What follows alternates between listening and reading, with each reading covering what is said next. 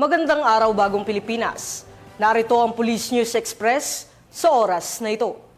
Sa kabila ng paglabas ng bagyong Opong sa Philippine Area of Responsibility, tuloy-tuloy pa rin ang isinasagawang pagtulong ng Philippine National Police sa mga nasalanta. Ayon sa direktiba ni Pangulong Ferdinand Bongbong Marcos Jr., tiniyak ng PNP sa pamumuno ni Acting Chief PNP Police Lieutenant General Jose Melencio Nartates Jr.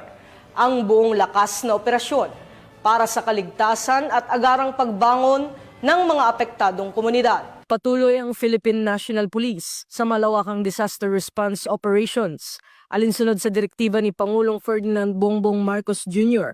habang nakalabas na sa Philippine Area of Responsibility ang bagyong Opong. Ayon sa pinakahuling ulat ng PNP Subcommittee on Natural Disaster, nakatalaga ang 7,554 police mula sa iba't ibang regional offices at handang umalalay ang 11,118 na miyembro ng Reactionary Standby Support Force para sa clearing operations at pamamahagi ng ayuda. Katuwang ng mga lokal na pamahalaan, namamahala ang pulisya sa mahigit 32,000 evacuation centers, kabilang ang 3,587 na pasilidad na kasalukuyang tinutuluyan ng halos 600,000 na individual mula sa 167,691 na pamilya. Naitala rin ang pagbaha sa 477 na barangay, pagkasira ng 52 kalsada at 12 tulay.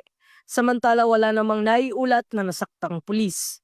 Nakapagsagawa na ang mga PNP rescue team ng 47 search, rescue at retrieval operations na nakaligtas sa 6,627 katao at 27 relief missions para sa halos 2,000 na residente sa Region 6, 7, 8 at 13. Naitala rin ang 30 uniform at 5 non-uniform personnel na apektado at 3 pasilidad ng pulisya na nasira. Ayon kay Acting Chief PNP, Police Lieutenant General Jose Melencio Nartates Jr., mananatili ang PNP sa mga komunidad upang tumulong sa pagbangon at pagpapanumbalik ng kaayusan. Dagdag pa ni PNP spokesperson Police Brigadier General Randolph Tuanyo, nananawagan sila sa publiko na mag-ingat sa gitna ng clearing operations at sumunod sa abiso ng lokal na pamahalaan. Samantala tinitiyak naman ng PNP ang tuloy-tuloy na pagbabantay at assistance habang ganap na makarecover ang mga apektadong lugar. At para sa iba pang napapanahong balitang pampulisya,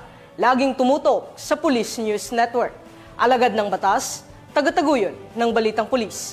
Ako po si Patrolman Don Brosas, nagbabalita para sa Police News Express.